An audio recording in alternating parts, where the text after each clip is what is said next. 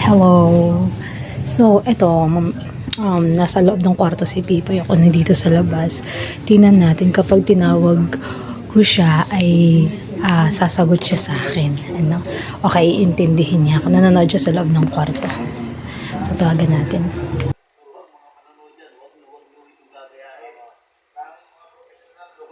Pi! Pi! Aja! Aja! Gawin mo mama? Ay, wala kasi nga mo na. Di nga! Ano? Anong gagawin? Ano? Anong gagawin? Saan? Doon sa ano? Sa?